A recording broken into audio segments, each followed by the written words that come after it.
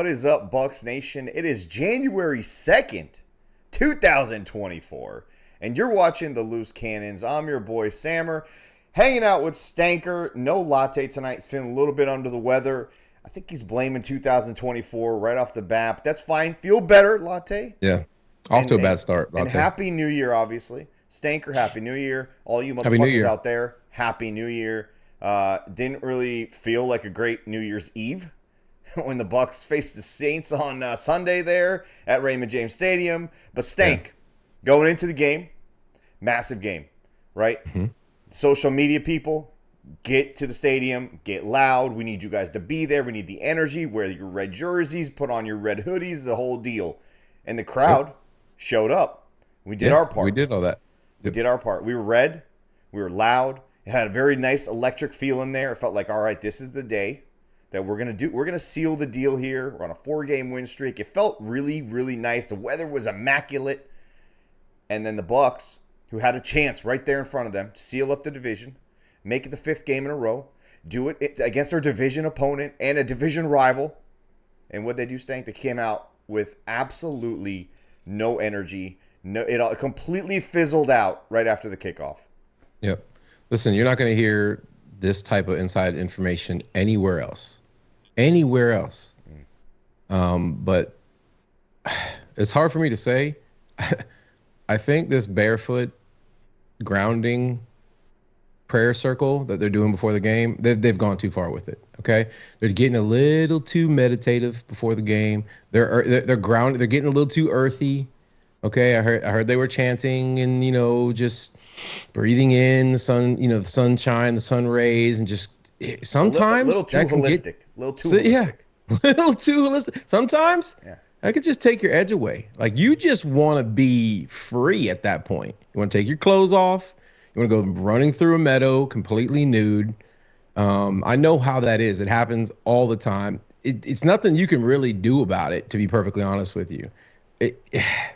Maybe it's time to put the shoes back on. Yeah, I know. It's crazy to hear me say that, but you've never been the voice of shoes, right? You've never been the voice of footwear. I hate them. They're restrictive. They're like the Catholic Church. Don't like them. They're too tight. Too many rules. You know what? You want to free the toes, but maybe they need to free them after the game instead of before the game. After the game. So after the game, I saw a lot of people that run with the standard narrative. Oh, this is Todd Bowles. He's low energy. This is why the team wasn't ready. They have low energy because of their... Listen, these are grown-ass men. If you can't, as an NFL professional, get up for a division game against a division rival, against a team that's kicked your ass for 10 years, whether you've been here or not, you know the history, and you have a chance to seal the deal, like to win the division in front of your crowd. You're on a 4-game win streak. You're like back against the wall. This is the culmination of the 4 weeks where you've had to bust your ass to stay alive and climb back into notoriety. The culmination, this moment, and to come out flat. No fucking excuse, and it is not on Todd Bowles. It is not on Todd Bowles. It's the locker room. It's the players. Like, this is not college. It's not high school. It's not Todd Bowles' job to fabricate energy for his 53 men who should know the task at hand, Stank. You agree with that? I know you did the whole barefoot thing, but I agree. Listen, that bothered me more than anything. That bothered me more than anything. Go ahead. Right. You got guys on both sides of the ball with moxie, right? Where was the moxie? Where was the fire? Where was all that shit? They should have come out of the locker room just bleeding from their hands. They're just physically fucking ready to pound the shit out of the Saints. The Saints who talk shit about us on a consistent basis, right? Didn't Cam Jordan, just completely, make jokes about us after the season at the Pro Bowl, saying, "Oh, look where they're going to end up." Like, there's enough bulletin board material out there that you shouldn't have to even consider getting ready for this opponent. And to come out like you did, it's just an embarrassment. It left a really, really sour taste in my mouth. So much so that I'm questioning whether or not we're even going to beat the Panthers this week. No bullshit. Here's my thing. Like, there's other teams. Like, it's not like teams are just not immune. Like, they're not immune to this. Some teams come out, they'll be flat. It happens all the time. It's not something just specific to the Bucs. But the good teams, it kind of, first quarter, maybe a quarter and a half, and then they kind of like, okay, We seem to be not taking this too seriously. They kind of wake up, something happens, big play is made, and they wake back up. And then they kind of get back on track. Good teams do that. Bad teams tend to kind of just go with the wave and just continue to ride it off into chill zone and get ready to go watch the ball drop in Times Square, which just felt like the Bucs had absolutely like no expectation to show up and play a game that day. It felt like they had no idea there was a game. And even when they had chances to climb back into it, and the Saints weren't great. So like we had a chance. I think it was only 10-0 or 7-0 before the half to I think the 4-minute mark. And then, things kind of came apart because we don't know what the fuck we're doing on offense anymore somehow. And it just felt like they just didn't want to be part of this. They didn't want to, I don't know, man. They clearly played down to the opponent. They clearly played to the face value of their opponent. And they let the Saints team come in there and punch them in the mouth when all they had to do, really, in my opinion, Stank. I don't know what you think of this, but I think if you just go out there and you play a solid first quarter, this game's basically over. It's time to start calling guys out. I think everybody thought we were going to come on here and trash this coaching staff, and trust me, they deserve it. We could spend the entire episode trashing the play calling, the game plan, the head coach, the offensive coordinator, the defensive coordinator, the special teams coach. All of them, we could just do that the entire game. But yeah, you're right. It's on the players. Listen, I love the guy, but where's 50 at? Where's that guy at? How are we getting absolutely manhandled up front on both lines? Aaron Stinney, what the fuck was that? Go back and watch for all you 22 professionals, all right? All you 22 pros. I know there's a lot of you out there. That's what you do for a living. You watch all 22, then you come into my DMs on Twitter, and you teach me where I'm wrong. You guys do it every week. So please go back and watch our first possession on offense and watch what happens to Aaron Stinney on the very first offensive snap of the game. It was all game, Stink. It was all No. Just look how they start, like how he came out. Like got rolled up like a child on the very first play of the game. How the very first play of the game you get put on your ass. That's incredible, man. It really is. And it's both lines. The physicality isn't there. They, for the last 4 weeks, must have really been drinking the Kool-Aid, man. They really must have been reading the headlines and actually believing everything that they're reading. They came out, they thought they were just gonna, just show up and beat a team that has physically outplayed you consistently in the past. Like, if you don't know it's gonna be a fist fight, you're an idiot. And so everybody in that locker room can take that L, all of them. It's like the Bucs didn't realize that the Saints also had something to play for. Like, they weren't here to try to get their coach fired. They still are. They're still alive. There's a chance they not only could they win the division, even if they don't win it, they could still slide in as a wild card if a lot of things go right for them. So it felt like the Bucs just said, we're going to show up. We're going to be the better team. We've beaten them already. And it kind of felt like the coaching staff, which is kind of the second part here. I know we don't want to bash on them, but like some of that stuff is execution. But man, at some point you gotta start wondering, like, what the fuck happened from what we did the last 4 weeks. We had this conversation on the way home, right? You and I, where it felt like everything was so intentional, and they felt like they knew what they were doing. They were attacking. There seemed to be a very solid game plan. There seemed to be a backup plan to the game plan, and they just came out there. And I know half of the equation is the execution, but the other side of it is like putting those guys in a position to succeed as a running back, wide receiver, quarterback, the whole deal. And Dave Canales took a massive, probably 45 steps back. And I don't know if that was overthinking things or not understanding who he was facing. The Saints apparently have been struggling, right, stopping the run the past few weeks. So I understand the game plan of let's go in there, let's run the ball. But at some point you have to realize, one, they're prepared for what we were going to do. And two, we are down right now. There's no reason to keep doing the same thing while we're in a deficit. 17-0, Stank. 17-0. Second and 13, we hand the ball off. And that was in a series of plays that was 6 plays long. 4 in a row were runs, and 4 out of 6 plays were passing plays. Ended up in a fumble. We don't get any points out of it. It was a total debacle. It was just absolute madness. And I had the headline says Dave Canales takes the offense back to 1984, because that's how it felt like. It was just run, punt, run, pass, punt, and you had people booing in the stands. I started a lot of that booing. Some people say you shouldn't boo your team. How dare you? You're a terrible fan. Don't boo grown men. Don't do that. No, me, I boo at the very first sign of danger. It's just like an instinct to me. Some people have fight or flight. I boo. When I feel scared or unsure, I just start booing. It just comes out of me. And they deserved every bit of it. It feels good sometimes to get that shit off your chest.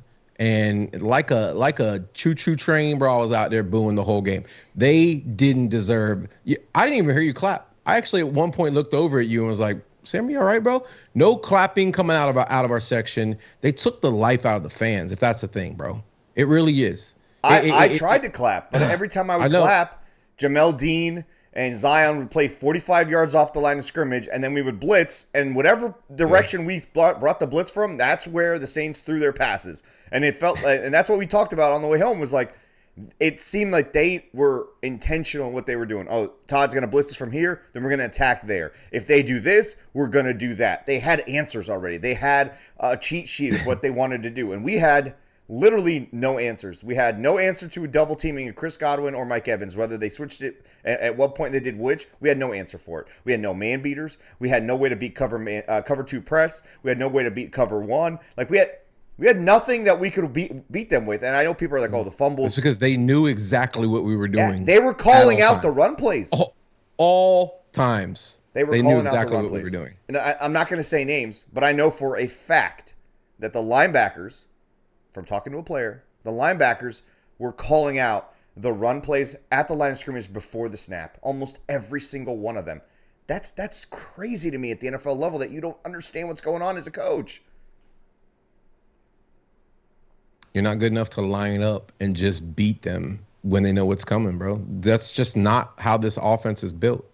And maybe that's what you guys did in Seattle, and you were good at it, right? And you had a system in place that you'd been running for the last fucking however long, you guys have been running that system, and you've got players you drafted to run that system, and you're really good at inside, outside, zone run, but we're not. And our linemen aren't great at it, and our tight end isn't good at it. And we're just not good at it. So why continue to do something you're not good at? Why not? I don't know. Here's a crazy idea. Why not do the things we are good at, right? Like get our big physical receivers a chance at the ball. Like, I don't know, formulate an offensive game plan around your multi-million-dollar beast of receivers. They can be double teamed. It doesn't matter. There are a lot of ways to scheme guys open. You just don't do it. Oh, you're running back? Damn, dude. If only he was a good receiver. Oh, wait, he is. He's a phenomenal receiving back. How many times did we try to get that guy isolated outside on a linebacker, right? You don't just have to pound the ball into the line to get the ball in your running back's hands. And our tight ends aren't the most physical, but they're not bad receivers. And, you got a guy, named O'Keefe on the team, too, that you just have no role for. It's just vanilla shit, dude. It's vanilla. And the defense knows. The defense, like the Saints, who know us better than as good as we know ourselves, or even better, they know us. So you're not going to fool anybody. It's easy to fool Jacksonville, who never sees us, and they have to game plan for us in a week. You're playing against an opponent who knows you. So if you don't come out with something a little bit different, with some razzle dazzle, something, they're just going to eat you alive. And that's exactly what they did the entire game. It's not only do they know you, DA's, like, you could say all the shit you want to say about him as a head coach, like people say about Todd Bowles, but he's a good defensive coordinator. Very good defense. If he knows what you're going to do, he's going to have his guys ready. As much as I hate the Saints, their defense is a pretty good unit. Like, they do their job, and you have to make things difficult for them. You have to make them guard literally sideline to sideline. And my problem with this offense is that we don't force the defense to guard sideline to sideline. We force the defense to kind of just defend us in the box, hash to hash. That's all we got to worry about. We're not going to go too crazy until it's absolutely the end of the game and there's literally no way we're coming back. This looked like the Bills game. It was like, oh, too little, too late. Why are we doing this now? Why aren't you, like, I think Greg DeCruz said it in the chat. They go 9-play drive on the first, at the start of the game, the Saints. They score a touchdown. We've allowed teams to kind of do that. Usually we bow up and we keep it to a field goal, and then we adjust. We allowed that to happen. We come out, we go 3 and out. Like, that's inexcusable, man. That's inexcusable. Yep. And then the defense trots back out there. Like, a lot of people want to say the defense did this, the defense did that. But, man, at the end of the day, if the offense doesn't do their part, the defense still played a damn good game in the first half, especially. It wasn't that far out of, reach. If it wasn't for the Bucs Like, we got the ball back 7-0 with, I think, under 4 minutes to go. Yep. What did we do, Stank? We went pass, incompletion, pass, incompletion, pass, incompletion. We wasted exactly 19 seconds on the clock, and we punted the ball back to them. They scored, and then we did the same thing again, and we couldn't move the ball under 2 minutes, and we gave them the ball back again, and they scored a field goal. We gave them 10 free points, bad punts included, and like that turned a 7-0 first half to a 17-0 deficit at halftime. That's the offense's job. That's their fault, man. That's coaching. That's preparation. That some of that is execution. But like to not know your opponent, and not force them to play on their heels, like we talked about in the car ride home. Like they're making us react as opposed to us making them react in a league that's set up for you to basically score points. You fall asleep? No, you were on a rant, and you just kind of stopped midway through your rant. No, I was just saying, like, it just doesn't add up for them to do what, like, to not have intention and not to. That's like it doesn't add up. It's like that's because we took a passive approach on both sides of the ball. But once you see attack it all on offense, stopping your run, and attack it all on defense, huh? I was saying once you see that they figured out what you're gonna do, like you have to adjust and like I'm really kind of hammering this point because in 2 weeks, if we make the playoffs, what do you have to do more than anything else? Weeks. Fuck the playoffs. Oh, no, I'm just let's fast forward. Another division opponent. No, I get that. I get that. They are circling the drain. That motherfucking team is the drain. But what I'm saying is, it doesn't fucking matter though. It can happen. Yeah, but what I'm saying is, we're in the playoffs. What's the most important thing about being? We're not in the playoffs. We're not in the playoffs. Let's fast forward. I'm saying if we are in the playoffs, what is the most important thing from a coach? It's the ability to adjust on the fly. You don't have a second chance in that. In the playoffs, you've got to make your adjustments right there in the quarter, at the half, in the third, whatever it is, you have to adjust. And it feels like I'm afraid that Dave Canales just doesn't know how to change what's happening to get his team back on track. I'm gonna take your fear away, bro. I'm gonna take your fear away. He doesn't. He doesn't. Okay? Don't be afraid. He doesn't. And yeah, if we happen to beat Carolina and win this division. If Philly's coming in here, I'm sorry, but we got to play the perfect game, and that still probably isn't going to be enough to beat the Eagles. We already saw what they did in a kind of whatever that performance was, but I don't know that this team has a switch to flip. I really don't, because I know this coaching staff gets out coached on a fairly consistent basis. But they act like their team has a switch. Listen, I love Todd, but you want to continue to play passive on defense too and sit there in this soft fucking zone shit because you want to take away the deep ball. You really said that, Todd? Against a quarterback who hates pressure in his face. So tell me again why you don't combine pressure with tight coverage. Tell me again why you blitz but play off and just make it very, very easy for the opposing quarterback to get the ball out of his hands on a hot. Like you understand better than anybody. Like I'm a fucking moron, Todd Bowles.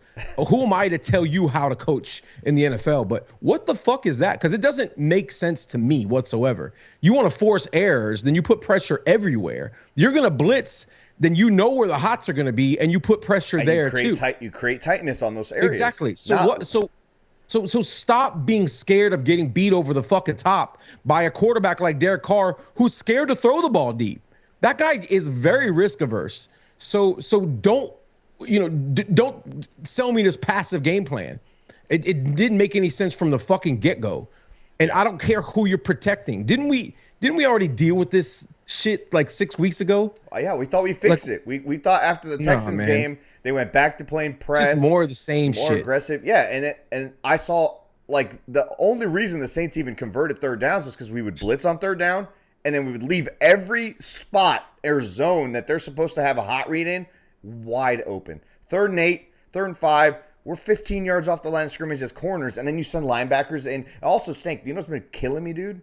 How do you consistently blitz and never get through the line? How? Against backup linemen. How do you have more guys than they have, and it's a brick wall every time? It drives me insane. Yeah. I watch other teams blitz. And the Saints are rushing 4. And they're flying through. Destroying and getting through our quarterback in under 2.5 seconds. A guy who loves to get the ball out of his hand quick. Yeah, they ran that tight end check down 8 billion times. It's only effort, man. It's guy only looked effort. like Gronk. Guy looked like Gronk out there, man. It made no sense.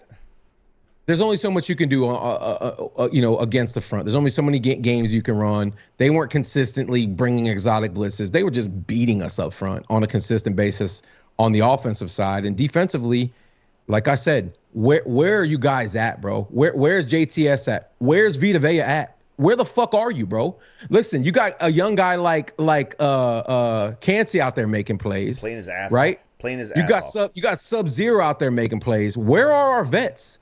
Right? And somebody made the funniest analogy ever, and I don't want to butcher it, but essentially saying that Devin White had his one good game, like a deadbeat dad who shows up one day and acts like he's the best parent ever, and then just reverts back into his old deadbeat ways. Yeah, it's got to be a consistency thing, man. It really does.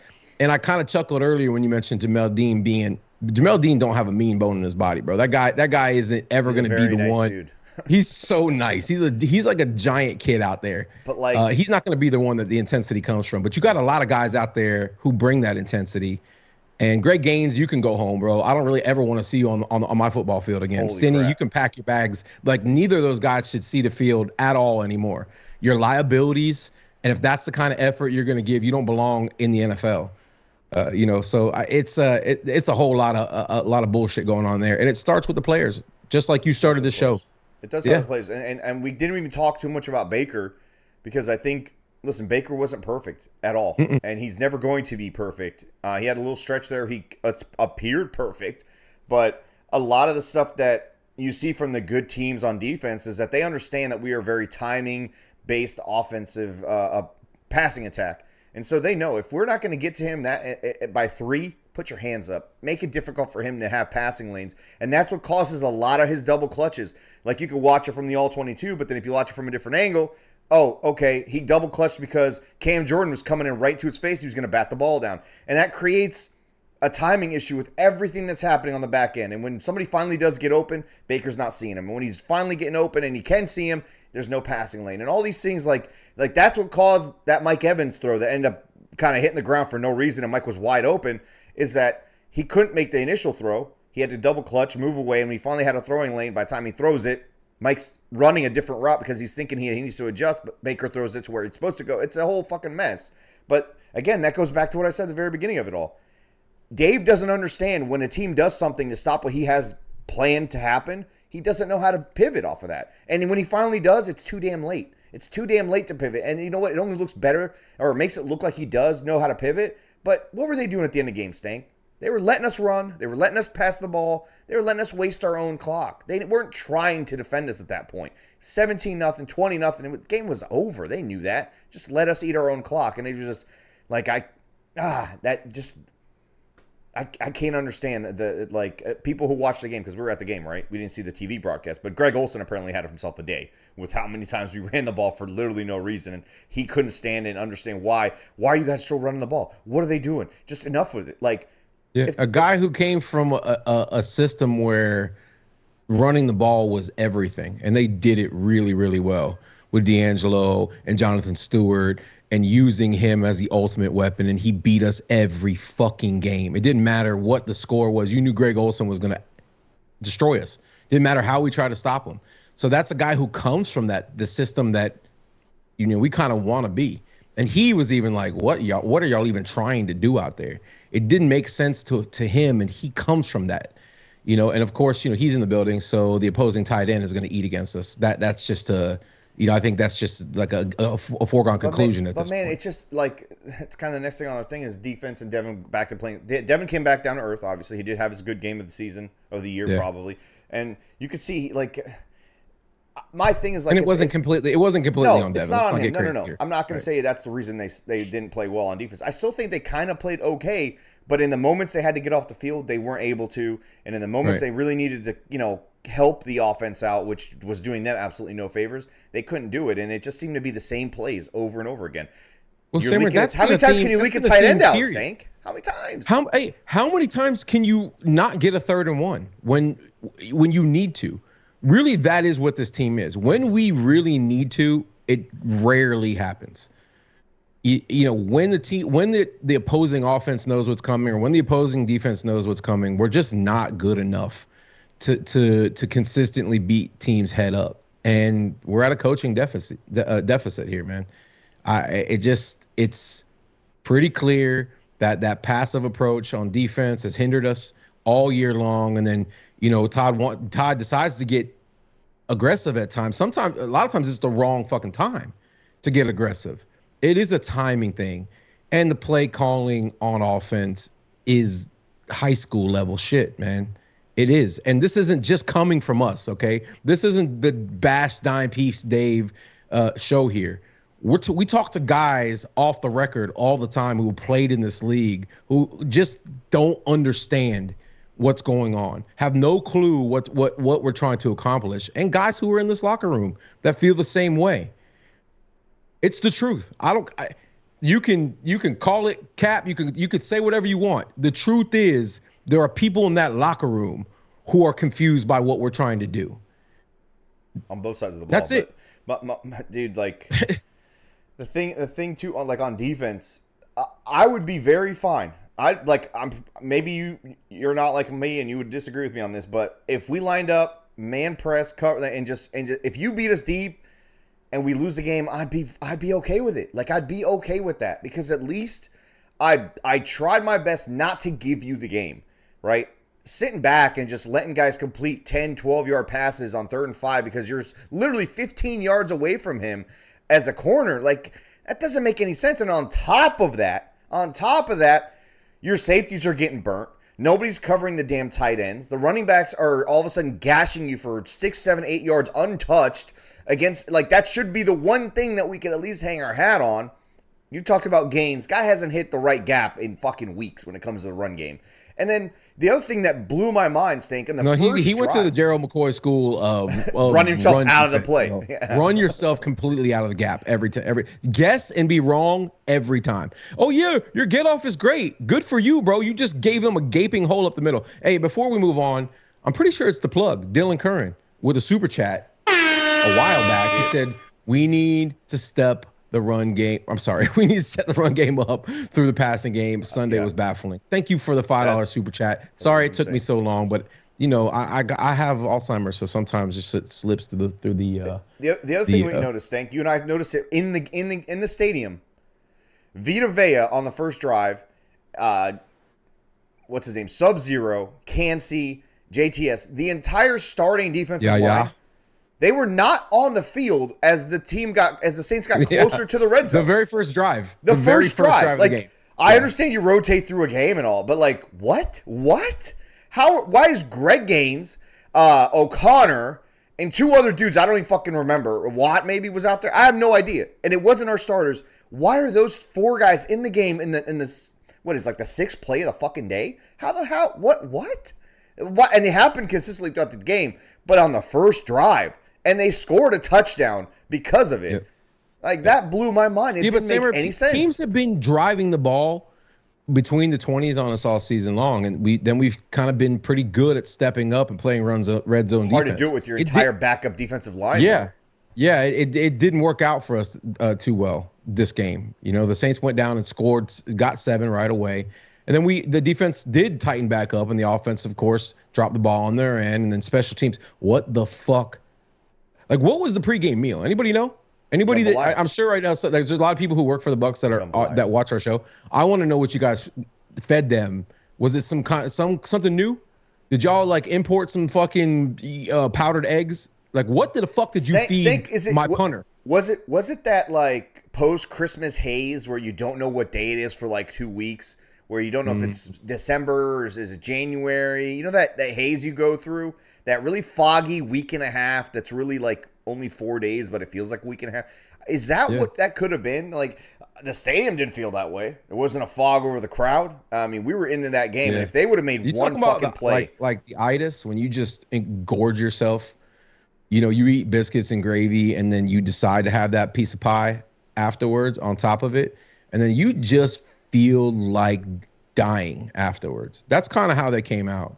Like, they just been eating at fucking, a buffet before the game. I don't know what that was, because that wasn't fasted energy. Greg DeCruz said probably a vegan meal. I doubt it. I mean, by the way, it wasn't just the bad players. Our co-host is in the chat right now.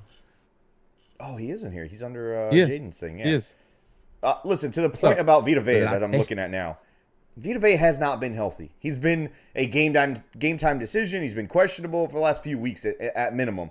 But like to say he's not catching, he's stealing checks, all that, whatever. I don't agree with that. But to have him not playing in the sixth play of the fucking game was insane to me. To not have him on the field at least for that entire drive, again, made no sense to me because he came back in no problem. So I know it's kind of like two different points there, but thinking like it wasn't just Ryan Neal, it wasn't Devin White, it wasn't guys like Gaines who were not playing well. It was literally everybody. It was crazy, especially on defense. Everybody played. I mean, they even made Antoine look like a bad player somehow.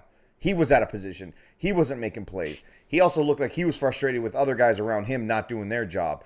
Him and Jamel Dean almost always look like they have this weird stare off with their shrugging shoulders after any play that Jamel Dean gives up. And I'm going to side with Antoine and say Antoine's probably the right one in the case. But how does that keep happening? And it feels like we went right back to what we looked like against Indianapolis, right back to what we looked like against the Texans. And it just, I don't understand how that happens after you go 4 straight weeks and you've kind of figured things out. You should have found the formula, right? And then undo all of that in one fucking afternoon. It's crazy to me. Got one game to correct it now. You know, we can continue to just browbeat this team and point fingers and blame it on this guy and blame it on that guy. Nobody was good enough out there. Nobody was good enough on either side of the ball. Coaching was abysmal, and we've got 1 week to figure it out. And at that point, we'll see what happens. But pathetic isn't really even a good enough word to describe it. It really isn't. Not with everything that you have on the line. I would have been all for a fucking a slugfest, right? Okay, take it on the chin. Make it a little bit of a shootout. Let Derek beat you over the top to Olave once in a while, but at least go down swinging, right? That's what like this passive shit. It's frustrating as fuck. Like I get it, Todd. You don't like to take chances. You want to be this old school guy and run a ball control offense and keep the time of possession and keep the score low and dungy your way to a victory. Whatever. That's your philosophy. That's what you believe in. Although, you just saw what it looked like with the previous regime, your best friend. But whatever. That's what you do. But come on, man. In one of the biggest games of your career as a head coach, a head coaching career where you failed pretty fucking miserably, to have the opportunity to put your stamp on this team and on this season and go into the playoffs feeling good about yourself. You have all that at your fingertips, and that's what you decide to come with. And yeah, okay, like you said, you can't blame it on the coaching staff, but you have to. It's both. No, it's both. It's both. You have to. That's his. He's the head of the brigade. They follow his lead. And if it pregame didn't feel like it, then he should have had him out there doing something else. Like you got to figure out a way to push the right button. I mean, you know what other teams do the right thing to get your guys going, or call a fucking timeout and say, "What the fuck are we doing here?" I'm about to say they choose some guys out, or they call a play that ignites their team. Hey, let's fucking get up. Let's fucking punch him in the mouth one time. Call a blitz that actually fucking works for once. Call a corner blitz. Call something that's exotic, and then get your guys to. I think what happens is in these games where he has them playing soft coverage and worried about over the top, getting beat by the opposing offense, you can see that philosophy and that approach makes the players play soft. They don't play as aggressively. They don't look like they're energized. We saw it multiple times at the beginning of the year and through that 4-game losing streak. When he decides he doesn't want to be aggressive, Todd Bowles, the entire team goes back to being this very soft, docile. It feels like you're still trying to teach them Pee Wee football how to hit and be, engage with actual physicality. They're not physical, but then when he comes out and he's physical, he has the guys pressing and he has, guys flying around. The team's energy is completely different, and so some of that can be on the coach. But man, on offense, like there's ways to get your guys rolling. Like I hate the Chiefs. I hate them. I cannot stand that team. But when I watch their defense play. Their defense is the reason they're winning games, and they are just crazy assholes out there. They are beating the living shit out of you. They're blitzing every damn play. They rarely, play back. Even when they have a lead, they're constantly going aggressively after you. Like, that's what you need, man. That's what you're supposed to. And you know what? They get beat sometimes. But it's okay because at least you're trying to stop the other team. Like, Jawan Jones, or whatever the fuck his name was, catching a goddamn 8 million passes against you wide open. That's gotta, like, at some point, you gotta say, fuck that. What are we doing? What are we doing? Go tackle the guy. Go cover him. Like, I agree with you, man. Like, I obviously, I'm a little more passionate than usual today because I'm just so fucking annoyed by what we saw because it was like It's I said, not. It's the not mountaintop. passion. It's frustration. Climbing that mountain for 4 weeks. Yeah. Like, that's what you've been doing. That was the point of the 4-game win streak. You climbed, clawed your way back in it. You started getting people to shut the hell up, get some respect. You changed the way you do things. And now you're right there. One more time. I had a feeling like they felt like they have money in the bank. That's what it looked like to me.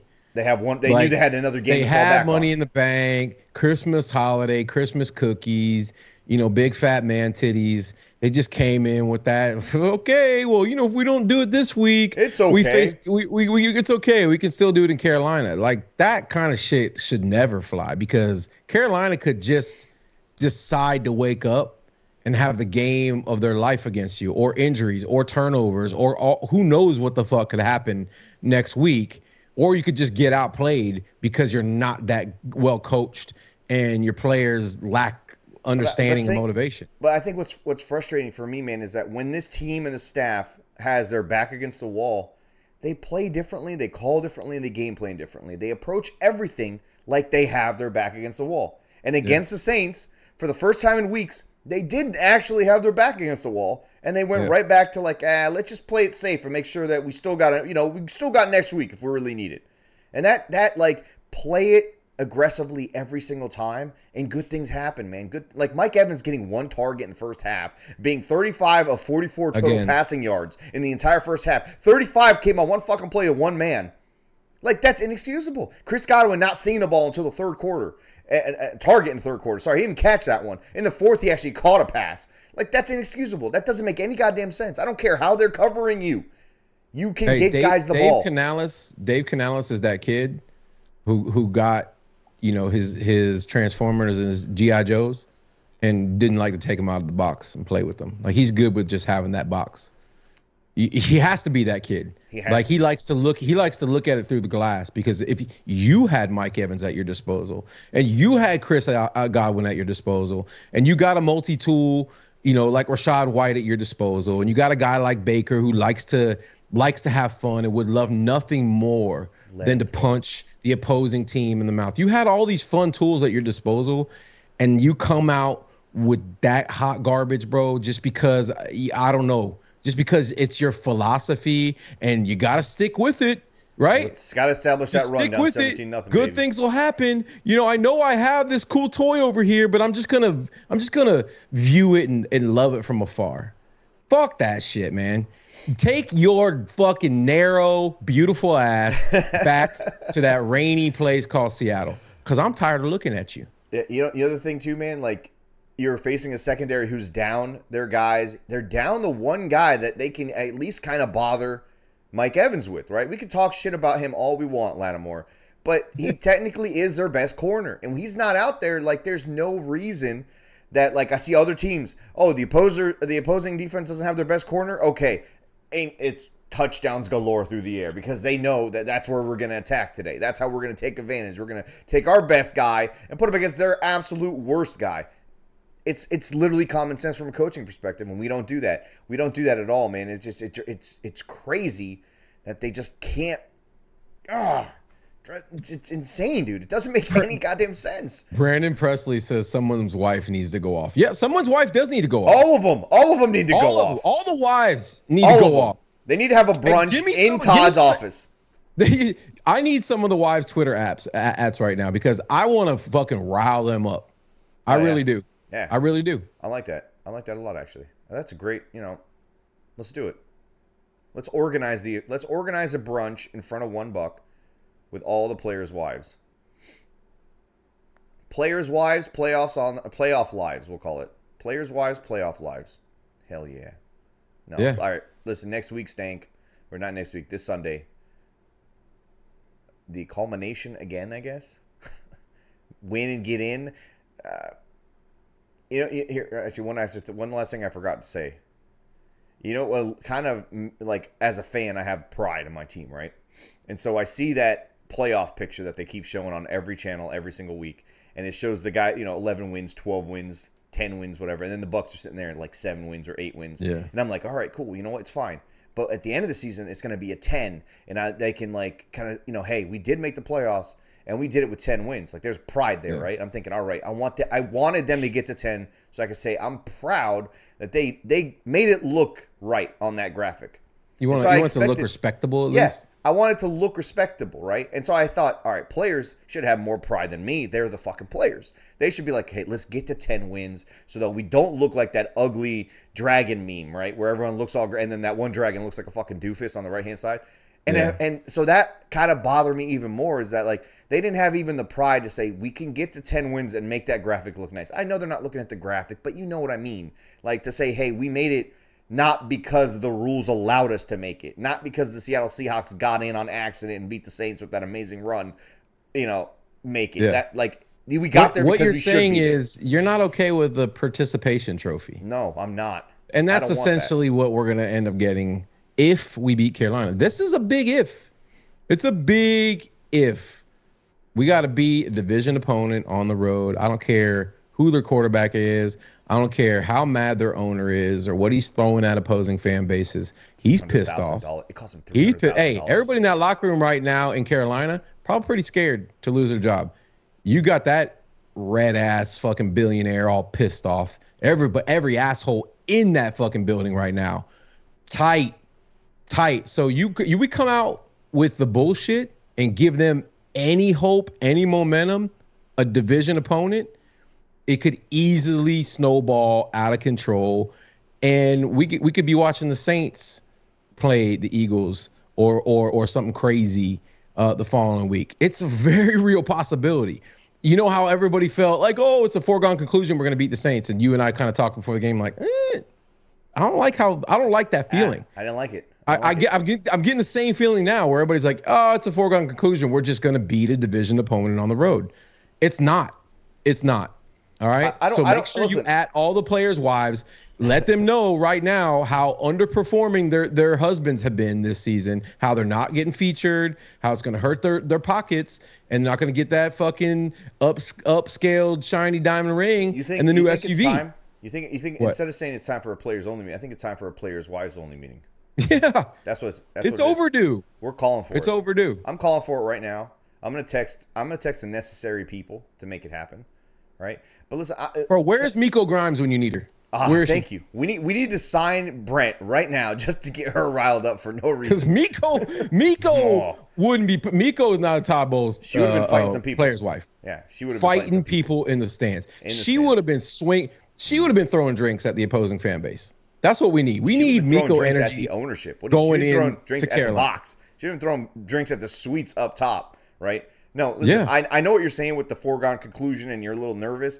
My thing is, I'm gonna be extra pissed off if they show up and they absolutely demolish the Panthers, because I know they can do that. I know they can be that, and then they come out and they just pick and choose when they want to do that. That's more frustrating to me than losing the game.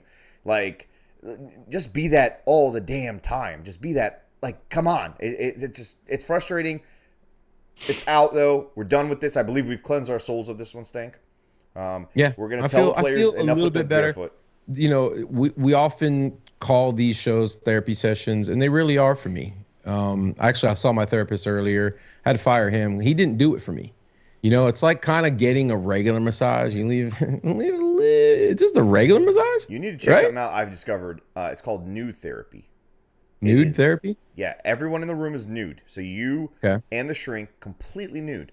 And don't want to use the word shrink in this scenario, but listen, it is a different experience because if you have a really nice looking therapist, whether it's a Dime Piece Dave or a Dime Piece Dane, you know. Maybe that's what he needs to do for a living. I'd sign up. I ain't gonna lie. I'd sign up. Yeah. Listen, you just gotta see what it's all about. You know what I'm saying? We didn't tell you people to hit the like button, but go ahead, smash the like button. Wait, and then Salty Bug gave us money. Hold on. I'll let you read that. We'll get our 10th win when we beat the overrated-ass Eagles, and fuck the Saints for making us wait an extra week to clinch the division. You know what? No, it's fuck the Bucs coaching staff for making us wait an extra week to clinch the division, all right? And fuck the lack of energy. And that kind of ties into my poll question at the top of the show. What disappointed you the most about this past Sunday? Dave Canales' regression, the team's lack of energy, or lack of defensive intensity? 59% say lack of energy by the entire team. And I agree 100%. That was the most disappointing thing in that moment. Obviously, we talked about it ad nauseum at this point. It's behind us, Stank. Those of you who are new, please hit the subscribe button.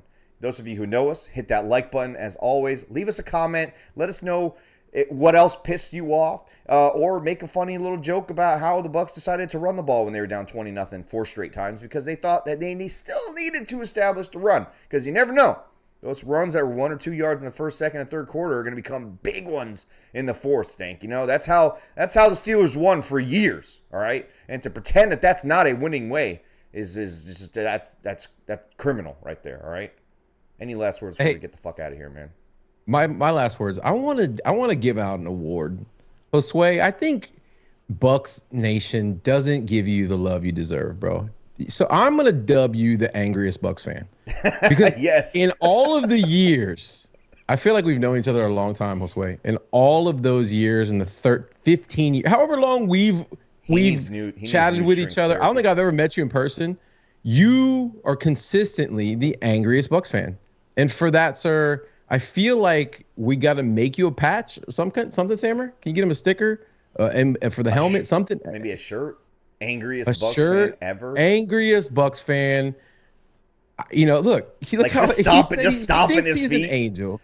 Yeah, he thinks he's an angel, but he's not. You know how angry you are inside, and how angry this team makes you. And for that, you deserve an award, sir. So you get the award this year for the 2023 angriest Bucs fan. Congratulations. Here, I'll even give you a free coin. Yeah, that's usually reserved for people who actually send money to the show, not just anger. But listen, I'm pretty sure Josue had a long rant after we won the Super Bowl about what happened in the Super Bowl. He wasn't happy that we didn't score 45 points, I bet. He didn't like that third quarter. He was not happy with it. I don't blame him, honestly. I mean, it could have been better. Could have been better. That second half did leave some chicken on the bone. You know? For being honest. Hey, and you never leave chicken on the bone. Hell no. You leave chicken on the bone in my house, there's some hell to pay. Serious hell to pay. My kids know it. All the animals know it. And the lions know it. And like, you don't leave any meat on the bone at the Ali compound. All right, boys. You like that? And folks out there, Stank, I'll see you on Thursday, where we will preview the final. Hopefully, Latte is on the mend. And you know, because it just doesn't feel the same without my big old teddy bear. Yeah, big old box throwing teddy bear. Josue says, I'm angry now. Oh my God. All right. Hey, hit the like button, hit the subscribe button, and we're cooking up another giveaway. We'll announce that soon. And we'll see you guys on Thursday around 7:20-ish. And we'll preview the Carolina Panthers and the Buccaneers getting themselves in the playoffs yet again and securing the NFC South. Go Bucs. Welcome to Tampa Bay. We fuck 'em up when we raise the flag. Fire the cannon.